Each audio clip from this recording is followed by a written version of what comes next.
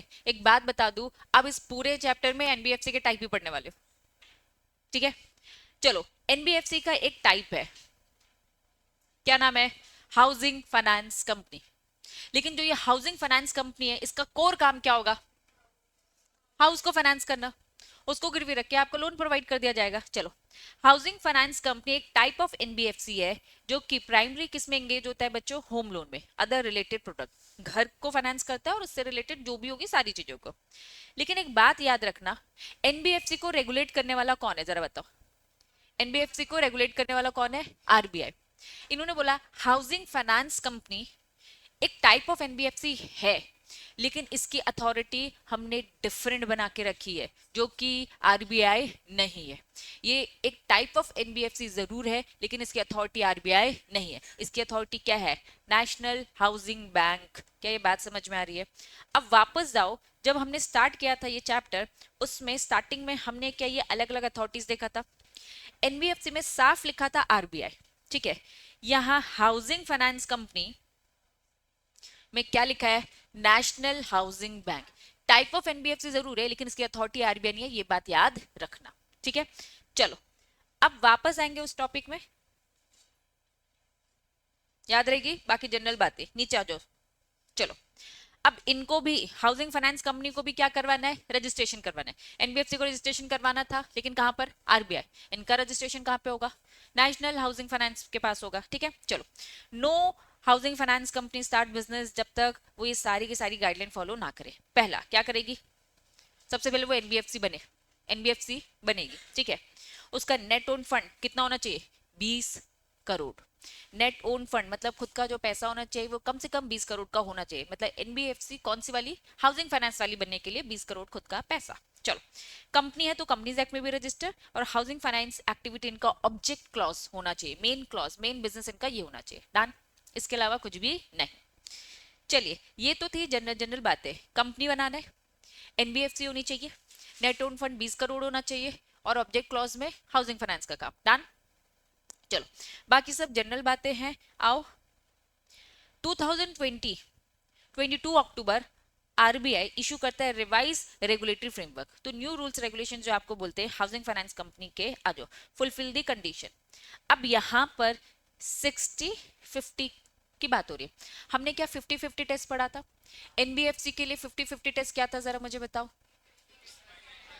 Principal business financial asset है ना, financial asset, और उससे इनकम 50%, ठीक है। फिर जब हमने टाइप्स पढ़े तो किसी में 90 देखा है ना, किसी में 85, किसी में 75, किसी में 60 देखा, ठीक है। हाउसिंग फाइनेंस की बात हो रही है, इनके फाइनेंशियल एसेट जो हाउसिंग को फाइनेंस, हाउस को फाइनेंस करने वाली जो होंगी वो एटलीस्ट कितनी होनी चाहिए, 60% of total asset. Netted off, net off मतलब कि जो डिडक्ट करके, जैसे हम बोलते थे ना ग्रॉस, फिर नेट बोलते थे उसका, तो डिडक्ट करके, डिडक्ट करके जो आपका इंटेंजिबल एसेट्स है ना, इंटेंजिबल एसेट को डिडक्ट करो, उसके बाद टोटल एसेट्स में से हटा दो अपना क्या, इंटेंजिबल एसेट, जितना भी होगा उसका 60% आपका हाउसिंग फाइनेंस होना चाहिए। तो इनका फाइनेंशियल एसेट से मतलब क्या, हाउसिंग फाइनेंस, डन। फिर टोटल एसेट, टोटल एसेट्स में से नेट ऑफ करके वही इंटेंजिबल एसेट को हटा दो, not be 50% by way of housing finance for individual. ये क्या बात हुई, 60% क्या होना चाहिए आपका, 60% क्या होना चाहिए वापस, हाउसिंग फाइनेंस, और उसमें से 50% क्या होना चाहिए, इंडिविजुअल्स। मतलब ये किसको केटर करे, रेसिडेंशियल, ये business, commercial construction, commercial building, इन सब की बात नहीं करे। हम हाउसिंग फाइनेंस की बात करें तो घर किसके लिए है, रेसिडेंशियल पर्पस के लिए होता है, हम जैसे लोगों के लिए होता है क्या, बिजनेसमैन को, बिजनेसमैन के बिजनेस बिल्डिंग बना रहे हैं क्या, वो कमर्शियल प्लेसेस बना रहे हैं, नहीं। तो हाउसिंग फाइनेंस कंपनी का मेन काम क्या होना चाहिए, घर को फाइनेंस करना, जिसमें रेसिडेंशियल आना चाहिए, ठीक है। अगर मुझे एक बिजनेस स्टार्ट करना है तो मुझे ये कमर्शियल स्ट्रक्चर बनाना है, तो ये नहीं आएगी हाउसिंग फाइनेंस कंपनी में। बात समझ में आ रही है, डन। तो 60% टोटल फाइनेंशियल एसेट आपका क्या होना चाहिए, हाउस, और उसमें से 50% तो इंडिविजुअल, मतलब बाकी 10% अदर चलेगा, कोई दिक्कत नहीं है। चलिए, हाउसिंग फाइनेंस की अगर हम बात करें तो वो स्पेसिफिक बोल रहा है, परचेज करना, कंस्ट्रक्शन, वो कौन से फाइनेंस की फैसिलिटी देंगे, घर, घर खरीद रहे हैं तो मुझे फाइनेंस की फैसिलिटी देगा, कंस्ट्रक्ट कर रहे, रिकंस्ट्रक्ट कर रहे, क्या कर रहे, रिनोवेशन भी कर रहे, तो भी ये हाउसिंग फाइनेंस, ये एनबीएफसी मुझे पैसे प्रोवाइड, लोन देगा। रिपेयर्स कर रहे, लेकिन क्या, रेसिडेंशियल ड्वेलिंग यूनिट, जिसमें आप खुद रह रहे हो, रेसिडेंशियल, कंसेप्ट क्लियर है? यहाँ पे रेसिडेंशियल की बातें हो रही है, थोड़ी सी और डिटेल में उन्होंने बताया कि न्यू ड्वेलिंग यूनिट है, नया घर, पुराना घर, नए घर के लिए लोन, पुराने घर के लिए लोन। अब नए घर खरीद रहे हो, पुराना घर भी तो खरीदा जाता है, फ्रेश अभी बना, या फिर कोई बेच रहा है पुराना घर तो वो खरीद रहे। तो हाउसिंग फाइनेंस आपको हर तरीके की फाइनेंस की फैसिलिटी देगा, चाहे नया घर खरीदो चाहे पुराना घर खरीदो, ठीक है।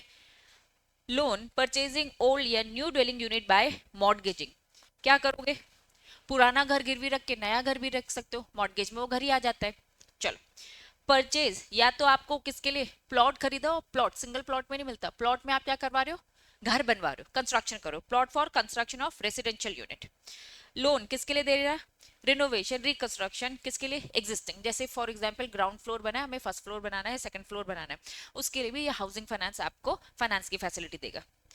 पब्लिक एजेंसी को भी देता है स्टेट हाउसिंग बोर्ड के लिए। अब थोड़ा सा समझो, स्टेट हाउसिंग बोर्ड, कभी कभार आपने देखा होगा कि बहुत सारे क्वार्टर्स होते हैं, ठीक है, रेलवे के क्वार्टर्स देखे होंगे, डिफेंस के क्वार्टर्स। तो एक्चुअल में फॉर एग्जाम्पल रेलवे का जो कंस्ट्रक्शन है वो अलग है, लेकिन रेलवे में काम करने वाले जो एम्प्लॉय है उनके तो वो रेसिडेंशियल माने जाएंगे, तो उसको भी फाइनेंस, ये कमर्शियल चीजों से डील नहीं करता है रेसिडेंशियल, लेकिन जो चीजें कमर्शियल है वहां लोग जो काम करेंगे उनके घरों के लिए यस ये प्रोजेक्ट को ये फाइनेंस करेगा। समझ में आया?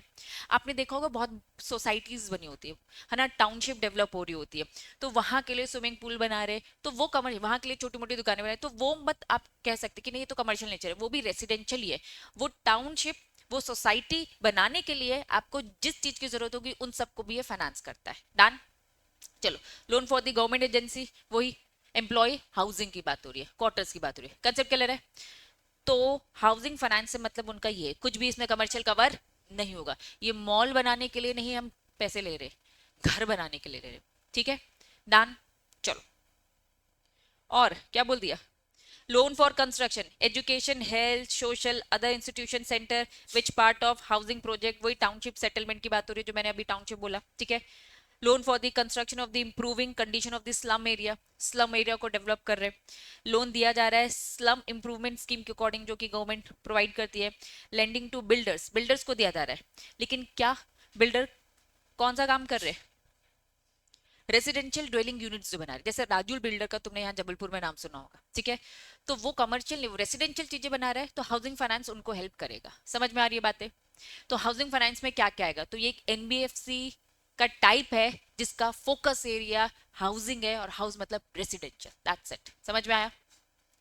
चलिए, इंपॉर्टेंट, इस पैराग्राफ को थोड़ी देर से रीड करना, ठीक है, पहले एक बार ट्राई करो, रीड करके समझ में आ रहा है, रीड करके समझ में आ गया तो वेरी गुड, सिंपल लैंग्वेज बताऊंगी।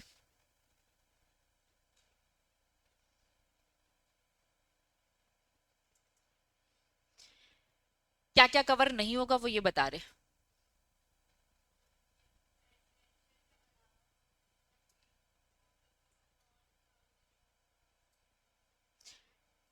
घर में डेकोरेशन का काम कराना है, दिवाली आई है, तो चलो जाके लोन ले लेते हो इनसे, देंगे क्या, बिल्कुल भी नहीं देने वाले, है ना। कुछ एग्जाम्पल्स है, हाउसिंग फाइनेंस लोन में क्या क्या आएगा, फ्लैट खरीदना, घर खरीदना है ना, मिलेगा लोन, न्यू हाउस खरीदना है मिलेगा, रिनोवेट कराना है, रिपेयर कराना है मिलेगा, फॉर एग्जाम्पल ये सीलिंग है ना गिरने लगी, रिनोवेट करवा रहे चलो रिपेयरिंग करवा रहे, मिलेगा नहीं मिलेगा। Loan taken against the property for any other purpose like business start करना है, मिलेगा क्या, बिल्कुल नहीं मिलने वाला। मेडिकल बिल्स पे करने हैं, है ना, कुछ इमरजेंसी थी, खर्चा बहुत हो गया, उनके लिए लोन चाहिए, नहीं मिलेगा। मैरिज एक्सपेंस, ये एनबीएफसी नहीं देगा, अरे कोई और दे देगा, अभी हम हाउसिंग फाइनेंस की बात करें, ये नहीं देगा। लोन लेना है किसके लिए, फर्निश कराना है, किसके लिए, हाउस को डेकोरेट कराना है, मतलब कि फर्नीचर, टीवी, फ्रिज, इन सारी चीजों के लिए नहीं मिलेगा, इन सब के लिए दूसरे टाइप ऑफ एनबीएफसी है ना, बजाज फाइनेंस ये सब दे देगा ना, क्यों टेंशन ले रहे हो। हाउसिंग फाइनेंस के पास मत आओ, हाउसिंग फाइनेंस ये सारी फैसिलिटी नहीं देता, तो हाउसिंग फाइनेंस की बात हो रही है, कंसेप्ट क्लियर है, पक्का। चलो आ जाओ, यहाँ उन्होंने कुछ एग्जिस्टिंग हाउसिंग फाइनेंस कंपनीज की थोड़ी सी डिटेलिंग दी है, समझना समय समय पे बदला है थोड़ा सा टाइम। 2022 में बोला जाता था, अभी हमने टोटल एसेट पढ़ा था, 60-50 पढ़ा था, 60% क्या था, टोटल एसेट 60 और 50% इंडिविजुअल की हाउसिंग फाइनेंस की बात हो रही है, ठीक है। 60-50 अभी जो चल रहा है, जो अभी आपने पढ़ा फ्रेश वाला, लेकिन थोड़ी सी हिस्ट्री बताइए। 2022 में 50-40 का रेशियो चलता था, 50 वही टोटल एसेट, 40 क्या इंडिविजुअल। 2023 में वो रेशियो क्या चलता था, 55 से 45। अभी फ्रेश चल रहा है, याद आपको यही रखना है, तो बस हिस्ट्री थोड़ी सी दे रखी पास में क्या हुआ करता था। लेकिन ये सेम वही है जो 60-50 रेशियो हमने पढ़ा कि उसमें से आपको इंडिविजुअल्स के घर को कम से कम 50% तो करना पड़ेगा। चलो, क्या लिखा है, नेट ओन फंड ऊपर बढ़ चुके हो, बताओ नेट ओन फंड खुद का पैसा कितना लगाना चाहिए, 25 लाख। एनबीएफसी याद आ रहा है, 20 करोड़। एनबीएफसी का रजिस्ट्रेशन तुम्हें याद आ रहा है, हम हाउसिंग फाइनेंस की बात करो। एनबीएफसी हाउसिंग फाइनेंस अभी तो पढ़ा ऊपर, ये पढ़ा। एनबीएफसी होना चाहिए, नेट ओन फंड 20 करोड़ होना चाहिए, इसकी बात कर रही हूँ, ठीक है। चलो, तो ये लिखा है 20 करोड़।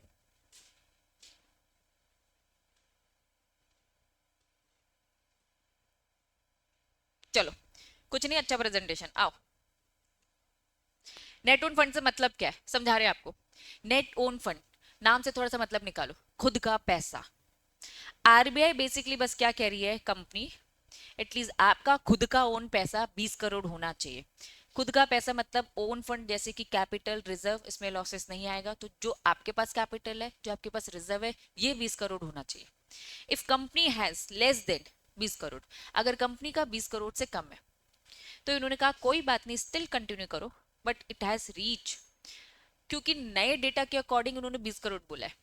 साफ इन्होंने बोला कि 22 तक 15 करोड़ भी होगा तो चल जाएगा, आपको बस हम समय दे रहे कि भैया 2023 तक क्या कर लेना, 20 करोड़ कर लेना। कुछ एनबीएफसी याद आ रहे हैं, टाइप ऑफ एनबीएफसी। एक टाइप ऑफ एनबीएफसी में हमने पढ़ा था, वैसे तो 10 करोड़ था, फिर क्या बोला था, 7 करोड़, और 2027 तक क्या कर लेना, 10 करोड़। हाँ, तो आपको टाइम दिया जा रहा है ना, क्योंकि आप पुराने हैं, पुराने टाइम पे वही डेटा होता था, तो हमने आपको प्रॉपर समय दे दिया कि भैया इसको इंक्रीज कर लेना। तो यहाँ पे हाउसिंग फाइनेंस को भी यही बोला कि भैया 15-20 करोड़ से कम चल सकता था, लेकिन अभी तो तुम कहाँ स्टैंड कर रहे हो, 25 में, तो इन सब से कोई लेना देना है क्या, नहीं। ठीक है, चलो, अगर फेल हो गए तो रजिस्ट्रेशन कैंसिल हो जाएगा। हमने 2022 में आपका रजिस्ट्रेशन करवा दिया 15 करोड़ से, कायदे से नए डेटे के अकॉर्डिंग किस तरीके से होता है, 20 करोड़ चाहिए, लेकिन हमने करा दिया और आपको समय दिया 1 साल का, इसे 20 करोड़ कर लेना। अगर आप 20 करोड़ नहीं कर पाते हो, रजिस्ट्रेशन तो पहले ही हो चुका है, तुम्हारा रजिस्ट्रेशन कैंसिल कर देंगे और वो एक नॉर्मल एनबीएफसी कहलाएगा। समझ में आया, पक्का।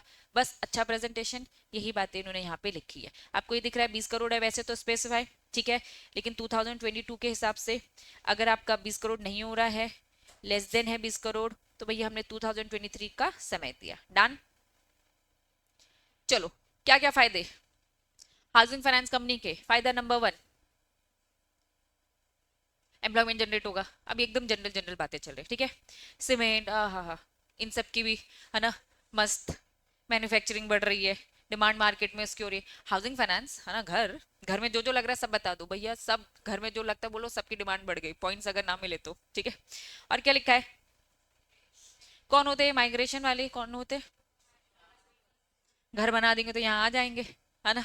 चलो, मोर इंफ्रास्ट्रक्चर डेवलप होंगे, हाउसिंग की बात हो रही है ना, ठीक है। घर जहां बनेंगे आजू बाजू का इंफ्रा वैसे ही डेवलप हो जाएगा, डन। चलो, टाउनशिप के लिए बहुत ज्यादा इंपॉर्टेंट है, आजकल तुम देख रहे होगे, ठीक है, जितने जितनी चीजें बन रही है। अब क्लोज कैंपस की लोगों को आदत हुई, क्या होता है क्लोज कैंपस, क्या होता है, सोसाइटी अपनी कर दी भैया, हमारे सिक्योरिटी गार्ड अलग है, हमारा गार्डनर अलग लगेगा, हमारी सोसाइटी एक तरीके से डिफरेंट रहेगी। तो अब जो ये कल्चर चल रहा है, इसके लिए ये बहुत अच्छा है, ठीक है। वर्टिकल एक्सपेंशन हो रहा है, रीबिल्डिंग हो रहा है, पुराने घरों को आप रीबिल्ड कर रहे हो, ठीक है।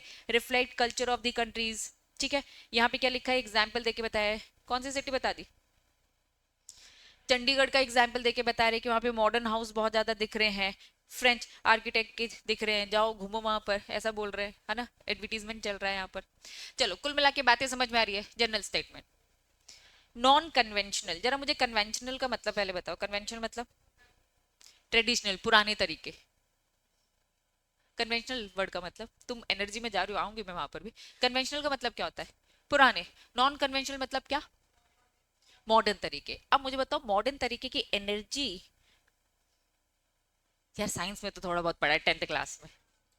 जो तुम बोल रही हो सही हो, क्या बोल रही थी, हाइड्रो इलेक्ट्रिसिटी जनरेट करने वाला, वो विंड मिल, पता नहीं पेपर से भी बनाते हैं, तुम लोग दौड़ लगाते रहते हो, है ना?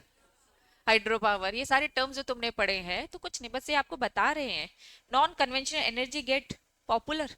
अब मॉडर्न तरीके से लोग क्या कर रहे हैं, यूज कर रहे हैं, घर बना रहे हैं, तो बस ये सारी चीजें मार्केट में बहुत आ रही, बहुत जनरल स्टेटमेंट बोला। ठीक है, ठीक है अरिन बेटा। मैक्रो एनवायरमेंट एक्सट्रीमली फेवरेबल बन रहा है। होल्डिंग पीरियड ऑफ द, समझो ये क्या लिखा है, ये क्या लिखा है, holding period of the capital gain tax in case of immovable property. एक प्रॉपर्टी बेचकर दूसरी प्रॉपर्टी खरीदते हो तो टैक्स में आपको छूट मिल जाती है। ये टैक्स के प्रोविजन डिटेल में पढ़ोगे, तुम लोगों ने पढ़ लिया है, इन लोगों ने नहीं पढ़े, ठीक है। लेकिन हाँ, कैपिटल गेन थोड़ा सा समझते हैं, ठीक है।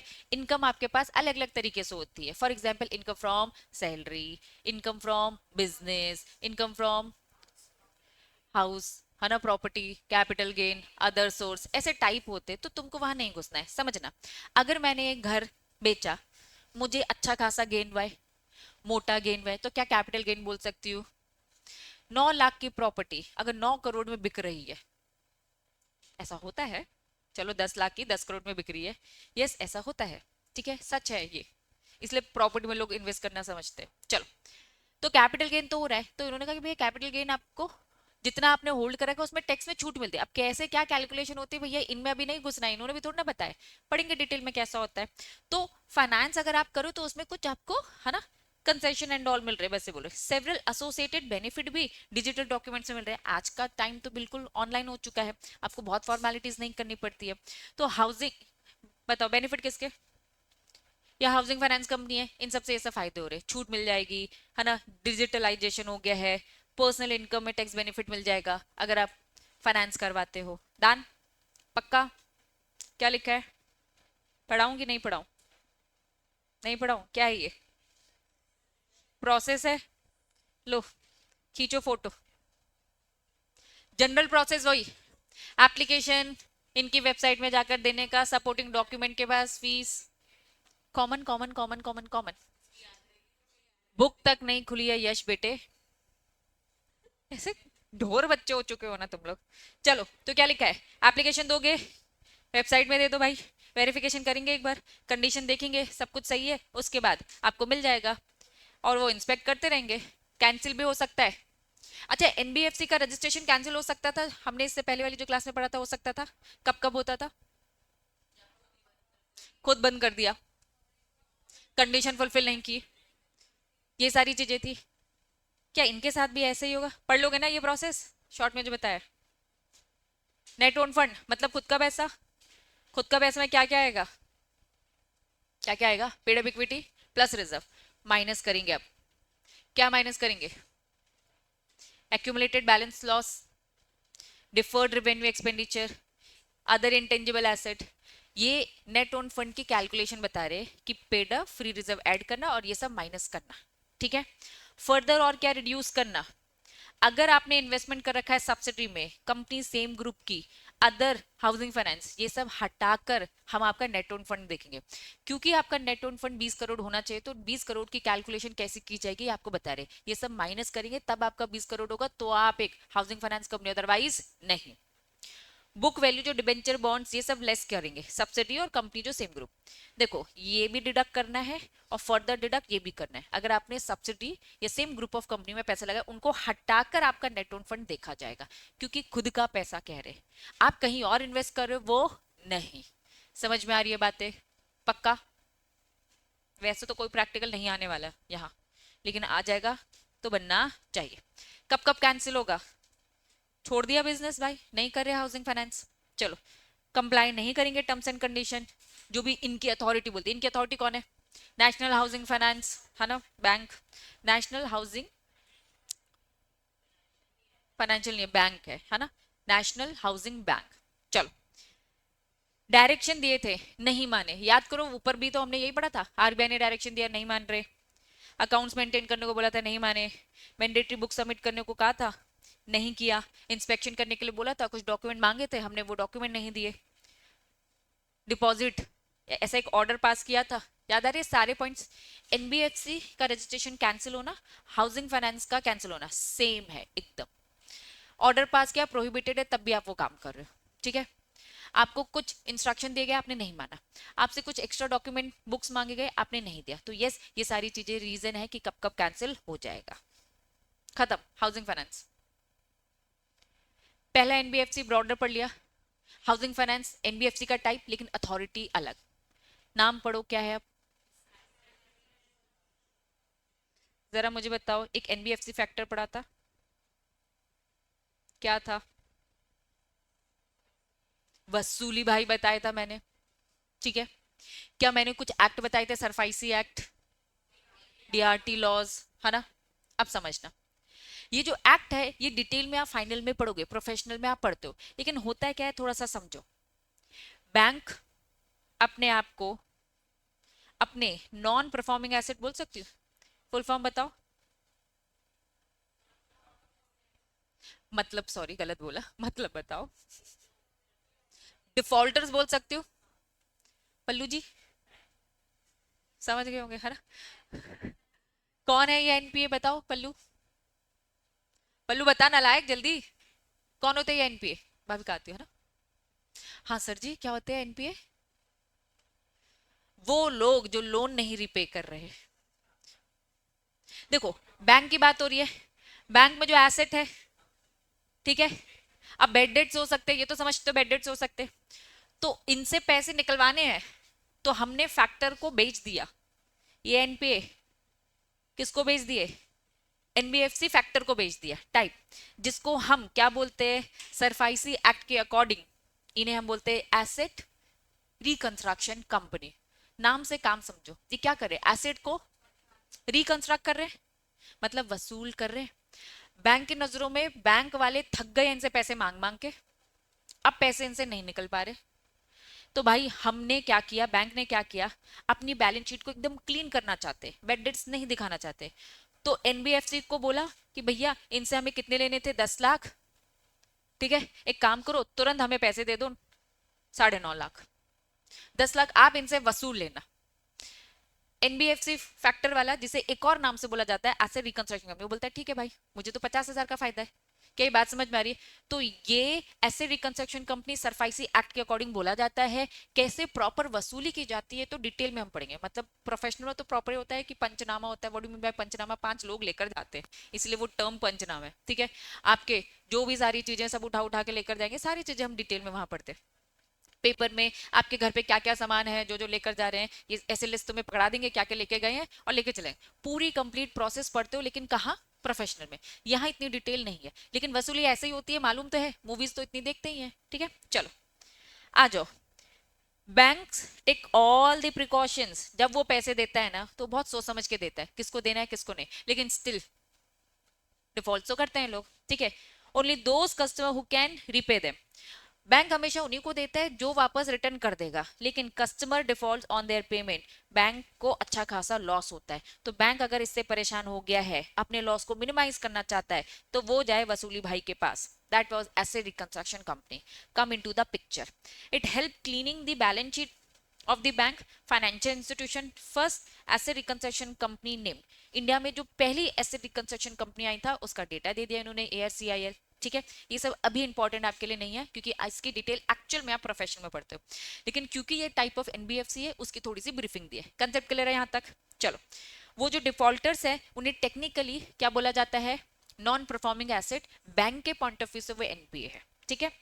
एसेट रिकंस्ट्रक्शन कंपनी वो कंपनी होती है जो अपने आप को रजिस्टर्ड करवाती है, वैसे तो उसको एनबीएफसी फैक्टर बोल सकती हूँ, बोल सकती हूँ फैक्टर, दूसरा नाम एज पर क्यों मिला है इसको, section 3 of the SARFAESI act.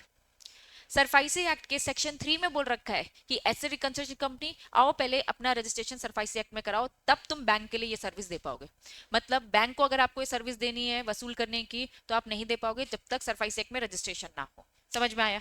तो सरफाइसी एक्ट के अकॉर्डिंग उसको एसेट रिकंस्ट्रक्शन कंपनी बोलते हैं, और नॉर्मल टर्म में इसे हम क्या बोल सकते हैं, एनबीएफसी कौन सा वाला टाइप, फैक्टर वाला, ठीक। चलो, होता कैसे है काम समझेंगे। It's regulated by the RBI, SARFAESI act में आरबीआई आता है, बैंकों के लिए बना है, तो भाई सरफाइसी कंट्रोल भी कौन करेगा, आरबीआई कंट्रोल करेगा, ठीक है। तो एनबीएफसी होती है ये एक तरीके से, ठीक है, लेकिन फैक्टरिंग वाली, डन। अब थोड़ा एसेट रिकंस्ट्रक्शन कंपनी की थोड़ी सी डिटेल की। एसेट रिकंस्ट्रक्शन कंपनी सेटअप किया जाता है, फोकस अप्रोच उनका ये है। क्या है फोकस अप्रोच बताओ? नॉन परफॉर्मिंग एसेट्स का रिजोल्यूशन करना है, ठीक है, लोन्स का। ये आइसोलेटेड नॉन परफॉर्मिंग जो लोन है फ्रॉम द फाइनेंशियल इंस्टीट्यूशन, इनसे डील करते हैं। फ्री करते हैं financial system focus core activity. Bank तुम्हारा काम है पैसे लेने देने का, उसमें जाओ, वसूल करना तुम्हारा काम नहीं है। तो ये उनको उन सर्विसेज से फ्री कर रहे हैं कि भैया तुम पैसे रिकवर मत करो, रिकवरी का काम हमारा। क्या फैसिलिटी प्रोवाइड करे? मार्केट में जो डिस्ट्रेस, स्ट्रेस मतलब क्या? स्ट्रेसफुल एसेट्स, मतलब जहां से पैसा निकल, बेड डेट बोल दू, जो बेड डेट है उनको फ्री कर रहे हैं। मार्केट को डेवलप कर रहे हैं यहाँ से पैसे रिकवर करके। बैंक को फ्री करे ताकि वो अपना कोर काम कर सके। और डील करते हैं प्रॉपर इनसे, भैया इनसे पैसे निकलवा ही लेते हैं। बहुत तरीके होते हैं जो मैंने बताया ना, सॉफ्ट रिकवरी, हार्ड रिकवरी, ये सारे तरीके होते हैं, ठीक है। चलो, एसेट रिकंस्ट्रक्शन के काम क्या क्या काम है, आ जाओ।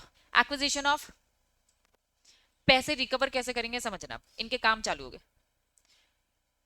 फाइनेंशियल एसेट को खरीद लेते हैं, कैसे खरीद लेते हैं? बैंक से तो खरीदा, बैंक के फाइनेंशियल एसेट तो थे, नॉन परफॉर्मिंग थे, इनसे खरीदना। इन वसूली वालों का काम क्या होता है? इस कंपनी का काम क्या है? इस कंपनी का काम है बैंक के फाइनेंशियल एसेट्स खरीदना, डन। दूसरा, चेंज कर देना या फिर टेक ओवर कर देना मैनेजमेंट। अब समझो, मेरी कंपनी ने लोन लिया एसबीआई बैंक से, एसबीआई बैंक को पैसे नहीं दे रही हूं मैं। एसबीआई बैंक ने लिस्ट निकाली एनपीए की, उसमें हमारी कंपनी का नाम भी आया, कंपनी का नाम आया, डन।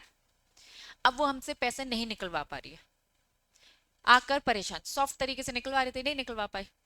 इन्होंने इस एनपीए को बेच दिया एसेट रिकंस्ट्रक्शन कंपनी, हमें एनपीए बोल दिया और बेच दिया एसेट रिकंस्ट्रक्शन कंपनी को। एसेट रिकंस्ट्रक्शन कंपनी अब क्या करेगी? क्या क्या काम? पहला काम, हमें खरीदने का काम करिए, एनपीए को खरीदा, पहला पॉइंट क्लियर है। अब एसेट रिकंस्ट्रक्शन कंपनी देखेगी ये कंपनी पैसे क्यों नहीं चुका पाई, इनका मैनेजमेंट गड़बड़ था, इनका जो बोर्ड ऑफ डायरेक्टर थे वो गड़बड़ थे। एक काम करते, मैनेजमेंट को बदल देते, मैनेजमेंट को क्या कर लेते? टेक ओवर कर लेते, सही लोग बैठाएंगे, ठीक है।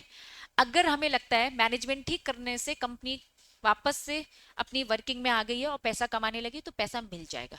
अगर हमें लग रहा है कि नहीं, मैनेजमेंट बदलने से भी काम नहीं चल रहा, कंपनी ही खत्म हो गई है, तो भाई अब तो बेचना ही पड़ेगा। क्या बात समझ में आ रही है? पहले या तो ट्राई किया जाएगा मैनेजमेंट, एसेट रिकंस्ट्रक्शन कंपनी कैसे कैसे रिकवर करती है, या तो मैनेजमेंट बदल कर ट्राई करती है, नहीं होता है तो बेच देती है, ठीक है। या फिर हमसे आकर बात करेगी, क्यों पैसा नहीं दे पा रहे हो? हमने कहा कि यार एक काम करते हैं, शेड्यूल जो है प्रीमियम जो इंस्टॉलमेंट का पेमेंट है, हमें इंस्टॉलमेंट देना पड़ता था 1 लाख पर मंथ, हम 1 लाख नहीं कर पाएंगे, आप इसे क्या कर दो, 90,000 कर दो, 80 कर दो, 70 कर दो, और हमें थोड़ा सा समय दे दो। मतलब हम उनके साथ डिस्कस कर रहे हैं कि थोड़े डेट को रीशेड्यूल कर दो, हमें थोड़ा सा और समय दोगे तो हम प्रीपे कर देंगे। ये सब तरीके एसेट रिकंस्ट्रक्शन कंपनी क्या क्या करती है, एसेट्स एनपीए को खरीदने का काम करती है, मैनेजमेंट को बदला से काम बनता है तो गुड, नहीं तो बेच देगी, अपने पैसे रिकवर करेगी, या फिर रीशेड्यूल करके काम बन सकता है तो वो भी ट्राई करेगी। ये क्या लिखा है? कुछ गिरवी रखा था हमने, ये ऑफिस की बिल्डिंग बेचेंगी। गिरवी क्यों रखा रहता है? इन्हीं दिनों के लिए कि पैसा नहीं चुका पाए तो बेचेंगे। एनफोर्स करेगी सिक्योरिटी, जो सिक्योरिटी में रखा है एसेट रिकंस्ट्रक्शन बेचकर पैसे को रिकवर कर लेगी। या फिर सेटलमेंट, 10 करोड़ का है, देखो 10 करोड़ तो नहीं दे पाएंगे, थोड़ा चलो सेटलमेंट कॉम्प्रो, बैंकों के साथ भी तुम करोगे, होते हैं बच्चों, एक्चुअली में होते हैं, बस थोड़ा सा है ना नेगोशिएशन करना है। 10 करोड़ का लोन है, नहीं दे सकते, पूरा जाएगा, लंबी प्रोसेस में फंसेंगे। क्या करेगा बैंक बताओ अगर नहीं चुका पा रहे? लंबी चौड़ी प्रोसेस करे, ऐसे रिकंस्ट्रक्शन कंपनी को अपॉइंट करे, उनको थोड़ा सा नफा नुकसान। क्या उनको उनसे पूरा पैसा मिल रहा है क्या? नहीं, 1 करोड़ कम कर दो, हो जाते हैं, हाँ हो जाते हैं। आप प्रॉपर बैठ के बात तो करो, बड़े बिजनेसमैन कर लेते हैं, उनको नॉलेज है ना, ये बेचारे छोटे लोग, इनको लगता है अरे यार मेन भी देना पड़ेगा। होता क्या है समझना, फॉर एग्जाम्पल प्रिंसिपल अमाउंट है अगर 9 करोड़ का, तो वो इंटरेस्ट पेनल्टी लग लग के इतना बढ़ता है, तो वो पेनल्टी इंटरेस्ट कम कर दिया जाता है। उनको लगता है भाई प्रिंसिपल ही निकल जाए तो बड़ी बात है, उनको भी समझ में आता है ना कितना निकलेगा कितना नहीं। तो यस, आप अगर बैठ कर बात करते हो तो सेटलमेंट से रास्ता निकलता है, तो ये लोग सेटलमेंट भी कर सकते हैं। लेकिन क्योंकि अगर एसेट रिकंस्ट्रक्शन कंपनी काम कर रहा है तो इतना कम तो नहीं करेगा जितने में उसने बैंक को पैसा दिया होगा, थोड़ा बीच का ही निकालेगा, खुद का तो प्रॉफिट निकालेगा।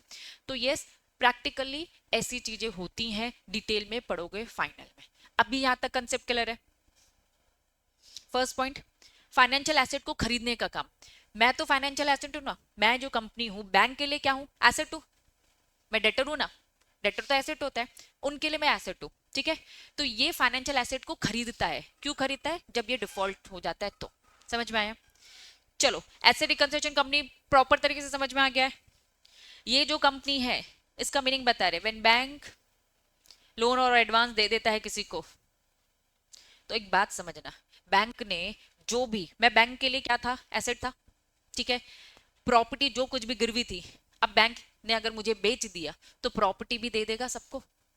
समझना, मेरा घर गिरवी था बैंक के पास, मैंने लोन किससे लिया था? बैंक से। अब बैंक मुझे इंटीमेट करेगा, सुनो अब तुम्हें मुझे पैसे देने की जरूरत नहीं है, ये पैसा उस एनबीएफसी को देना, फैक्टर वाले को। ठीक है, और आपकी प्रॉपर्टी भी गिरवी अब मेरे पास नहीं है, किसके पास? सब कुछ जाएगा ना, अब सारे डॉक्यूमेंट ट्रांसफर होंगे। चलो, तो when banks grant loan and advance involve the, जो भी उन्होंने उधार दिया, बैंक हैज सेम राइट और interest that the transaction. Bank के जो जो राइट और इंटरेस्ट थे वो सारे राइट इंटरेस्ट किसके हो गए? एसेट रिकंस्ट्रक्शन कंपनी के। टेक द बैड एसेट्स ही वो लेता है। ठीक है, एसेट रिकंस्ट्रक्शन कंपनी रियलाइज करता है वो राइट और इंटरेस्ट को बेच के, या जो भी उसे करे, फाइनेंशियल असिस्टेंस दे रहा है कुल मिलाकर बैंक को। कंसेप्ट क्लियर है बच्चों? क्या लिखा है? क्या लिखा है? सरफाइसी एक्ट जो है ना, क्या है? शॉर्टकट है। उसका अगर फुल फॉर्म जाओगे, ठीक है, ट्राई करो, securitisation reconstruction financial asset, financial asset enforcement of security interest. बहुत बड़ा नाम है। ठीक है, तुम्हें याद रखने की जरूरत नहीं है, बस क्यों बता रही हूँ, क्योंकि वो सबसे पहला टर्म जो सिक्योरिटाइजेशन है उसका मतलब बता रहे। समझना, ये है ए बी सी कंपनी मेरी, ये है बैंक। डन। बैंक से लोन लिया, कितने का?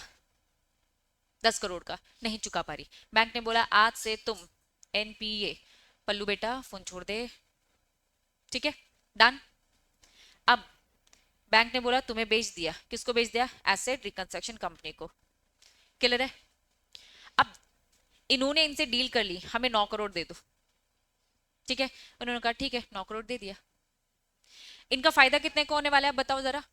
1 करोड़ का फायदा। नहीं है 1 करोड़ इनके पास, लेकिन बैंक को तो देना है। इतना पैसा तो नहीं है, क्योंकि एक बार में देना पड़ेगा बैंक को। ये मार्केट में इशू करेंगी सिक्योरिटीज, ये मार्केट में इशू करेंगी सिक्योरिटीज। क्या ये बात समझ में आ रहा है? अब इनमें पैसा कौन लगाएगा? बड़े बड़े इन्वेस्टर्स लगाए, यहाँ पे छोटे मोटे लोग नहीं आते, क्योंकि छोटे मोटे लोग यहाँ पे ये बात नहीं समझेंगे। ये कंपनी काम क्या करती है? ये कंपनी वसूली का काम करती है। ये कैसे वसूली होती है? ये बड़े प्लेयर्स से समझते हैं, यहाँ बड़े प्लेयर्स को ही अलाउड होता है। ठीक है, कुछ क्वालिफाइड बड़े इंस्टीट्यूट्स होते हैं, क्वालिफाइड इंस्टीट्यूशनल बायर्स बोलते हैं हम उन्हें। ठीक है, जिसमें बड़े बड़े दूसरे बैंक से आएंगे, दूसरे बैंक आके यहाँ पे पैसा लगाते हैं कि हाँ ये लोग तो पैसा निकाल लेंगे। तो अब जो ये सिक्योरिटीज है, ये मार्केट में मैं कहूंगी शेयर्स बोलते हैं, इक्विटी बोलते हैं, प्रेफरेंस बोलते हैं, ये सब बोलते हैं। तो समझ लो एक डॉक्यूमेंट इशू किया जाता है इन बड़े इन्वेस्टर्स को, जो बोला जाता है पैसा लगाओ, हमें 9 करोड़ का फायदा होएगा और बदले में आपको फायदा मिलेगा। तो ये लोग जब इन्हें पैसा देंगे तो ये बैंक को पूरे 9 करोड़ एक बार में दे पाएंगे। क्या ये बात समझ में आ रही है? आ रही है कंसेप्ट? अब आओ securitization. When asset reconstruction company acquire financial asset, जब asset reconstruction company financial asset खरीदेगी, वो एनपीए खरीदेगी, मेरे एग्जांपल अकॉर्डिंग 9 करोड़, तो उस 9 करोड़ के लिए आपके पास एसेट रिकंस्ट्रक्शन कंपनी पैसा नहीं है, आपने मार्केट में एक सिक्योरिटी रिसिप्ट दी। किसको सिक्योरिटी रिसिप्ट इशू करी?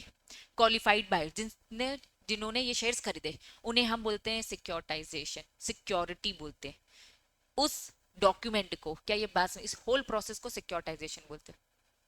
समझ में आ रहा है कि कंफ्यूज हो गए? सिक्योरिटी रिसिप्ट कौन सी है? वो डॉक्यूमेंट जो किसको दिया गया है? Qualified buyer. ये होता है हमारा सिक्योरिटाइजेशन। एक्चुअल में सबसे पहले जब मैं प्रोफेशनल में पढ़ाऊंगी तब सरफाइसी एक्ट जो होता है उसमें पहले नाम ही समझाती हूँ, उसमें सिक्योरिटाइजेशन, रिकंस्ट्रक्शन, एनफोर्समेंट, ये सब समझते हैं। लेकिन अभी छोटा सा यहाँ पे आ गया तो फिर भी मैंने ट्राई किया समझाने का। क्या ये मार्केट से कैसे पैसे उठा रहे ये समझ में आया? तो इस होल प्रोसेस को हम बोलते हैं सिक्योरिटाइजेशन। बात समझ में आ रही है? पक्का याद रहेगा कि भूल जाओगे? चलो, ऐसे रिकंस्ट्रक्शन कंपनी के फायदे तुम बताओ, क्या फायदा है बैंकों के लिए? फायदा ही फायदा है, बताओ फायदे गिनवाओ। लॉस रिकवर हो रहा है, और बैलेंस शीट क्लीन हो जा रही है, बेड डेट्स क्लियर हो रहे हैं, और बताओ।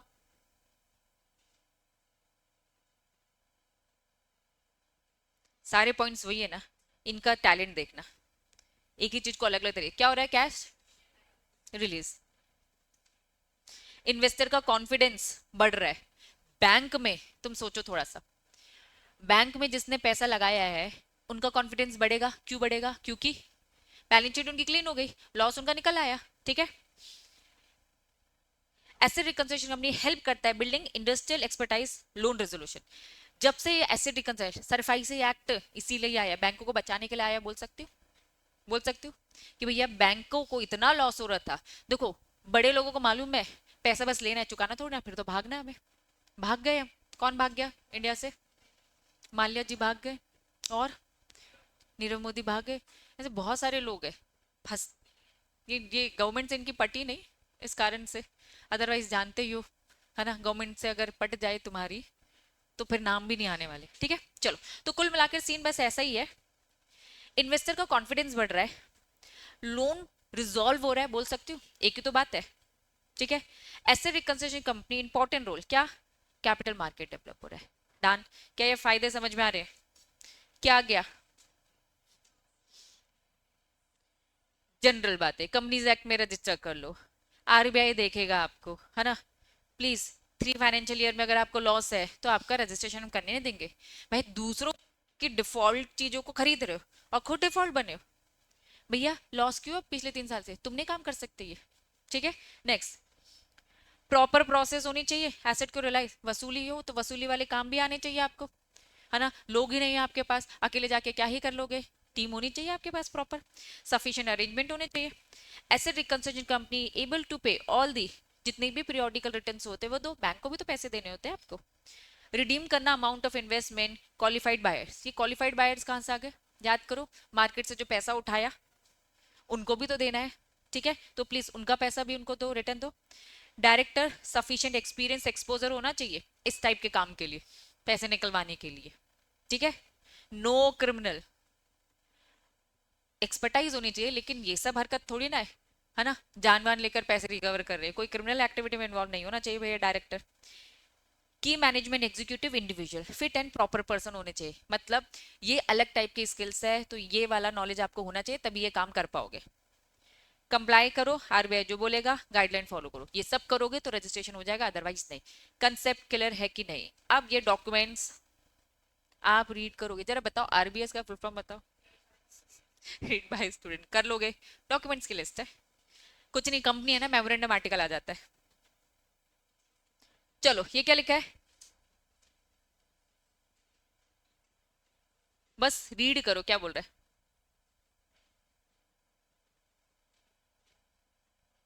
डायरेक्शंस दे रखे हैं आरबीआई ने, ये सारे डायरेक्शन फुलफिल करना, कुछ नहीं, जनरल जनरल स्टेटमेंट है, ये तुम खुद ही रीड करोगे क्योंकि प्रोसेस का पार्ट है। पहले नेट ओन फंड 2 करोड़ से कम भी होता था तो चल जाता था, याद आ रहा है? मिनिमम नेट ओन फंड कितना होना चाहिए? 2016 में उन्होंने बोल दिया था वॉज ओनली 2 करोड़। ये ऐसे रिकंस्ट्रक्शन है, देखो अब तुम्हारी खिचड़ी नहीं पकनी चाहिए। हमने क्या पढ़ा था इससे पहले? एनबीएफसी, उसके बाद क्या पढ़ा हमने? Housing finance. ये 2 करोड़ कहाँ पढ़ा था हमने? हाउसिंग फाइनेंस में पढ़ा था। अभी हम क्या पढ़ रहे? सॉरी, 20 करोड़ पढ़ा था, है ना। अब हम क्या पढ़ रहे? ऐसे रिकंस्ट्रक्शन में, तो उसका नेट ओन फंड डिफरेंट है। ठीक है, तो 2 करोड़ है। इंक्रीज, दिस वाज इंक्रीज 2017 में क्या कर दिया? 100 करोड़। 2026 तक में क्या बोल दिया है? 300, मतलब अभी कौन सी लिमिट चलोगी करंट में?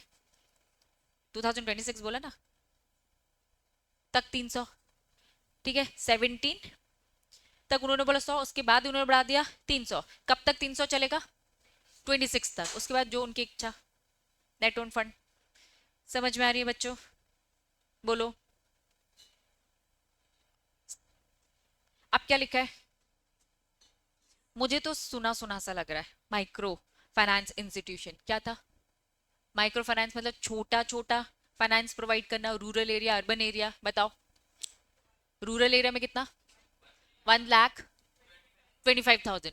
अर्बन एरिया में 2 लाख। पहली बार दोगे तो 75,000 देने का, उसके बाद दे सकते हो 1,25,000। भाभी का याद आ रहा है? अभी तो पढ़ा था एनबीएफसी का टाइप, भूल गए? आ गया आ गया, पढ़ा था ना बच्चों। कितना मैक्सिमम दे सकते हैं? 24 मंथ्स। 24 मंथ्स तक का ड्यूरेशन देना था रिपे करने का, पढ़ा था ना ये सब छोटी छोटी बातें। चलो, गरीबों के लिए बोल सकते हैं, है ना? Micro finance institution low income population की बात हो रही है, जिसमें मैंने लेबर्स का एग्जाम्पल दिया था कि हफ्ते हफ्ते में, है ना, दो दो हफ्ते में, महीने में। छोड़ देना फोन बेटे। वापस क्या लिखा है? माइक्रो फाइनेंस, ये तो समझ में आ गया ना, डिटेल में पढ़ चुके हो ऑलरेडी। किसको सपोर्ट करते हैं? Lower income. मैंने आपको लेबर्स वगैरह के बारे में बताया था, ठीक है, कि जो हफ्ते हफ्ते उनको पैसे मिल रहे तो वो जाके वो रिपे कर लेते। ठीक, आ जाओ, कैरेक्टरिस्टिक्स बता रहे। पहला, माइक्रो फाइनेंस प्रोवाइड करता है फाइनेंशियल सर्विस किसको? स्मॉल इनकम की बात हो रही है, अनस्टेबल लोगों की बात हो रही है। चलो, एग्जाम्पल, पीपल्स जिन्हें एक्चुअल में, पहली बात, स्मॉल अमाउंट और सडनली कि कुछ इमरजेंसी आ गई, हॉस्पिटल में ज्यादा पैसा लग गया, तो इन सब के लिए पैसे चाहिए। ठीक है, चलो, institutional providers of the finance namely bank demand collateral securities which they can not provide. क्या जनरली ये लोग दे सकते हैं सिक्योरिटी? नहीं। पढ़ाया था हमने, क्या पढ़ा था याद करो? सिक्योरिटी फ्री, है ना? भाविका नहीं पूछा था, याद है कि दीदी इनको टेंशन नहीं होती, हाँ लॉस हो जाएगा इनको। ठीक है, तो जो ये बिजनेस स्टार्ट करे सोच समझ कर, पैसे भी किसे देना है? जिन्हें हम जानते पहचानते। नहीं जानते पहचानते तो प्रोसीजर होती है कि भैया घर बार देख लो, घर बार देख लो। ठीक है, हाँ बिल्कुल होगा, लेकिन इनके इतने स्ट्रिक्ट तरीके नहीं होते। अब मैं कह रहा हूँ, इस धंधे, इस बिजनेस में ये टाइप का एनबीएफसी वही ओपन करेगा जिसको पैसा वसूल करना आता है। वही मैंने जो बताया था, सॉफ्ट हार्ड, है ना? और छोटी इनकम वाले लोग हैं, परेशान जल्दी हो सकते, तो थोड़ा सा डराना धमकाना है, पैसे निकल आएंगे। ठीक है, चलो, most of the time they are urgent need वाले फंड ज्यादा होते हैं। ठीक है, purpose investment in income generating activity. Purpose बस ये कि भाई ये लोग को और सपोर्ट मिले। डन। चलो, क्या सेल्फ हेल्प ग्रुप पहली बार सुन रहे हो? कहाँ सुना है जरा बताओ? 9th 10th 12th हर जगह सुना है, कंपनी में भी सुना है। तो self help group most exciting discover, मतलब छोटे छोटे फाइनेंस को इकट्ठा करके इन्होंने यहाँ पे चालू किया। ठीक है, माइक्रो फाइनेंस प्रोवाइड करता है greater menu of the option, लेकिन यहाँ पे उन्हीं लोगों को दिया जाता है जो इस ग्रुप का पार्ट होता है। फॉर एग्जाम्पल, हमने मिलकर अपना सेल्फ हेल्प ग्रुप बना लिया, छोटे छोटे छोटे अमाउंट इकट्ठा किया, यही है micro finance. Self help group actual में माइक्रो फाइनेंस ही किया जा रहा है। क्यों? क्योंकि आपके, जैसे मैंने हमेशा एग्जाम्पल देती हूँ, वीसी वॉलेंट्री कॉन्ट्रीब्यूशन, वो यही तो रहता है कि छोटे मोटे फाइनेंस को कवर करता है।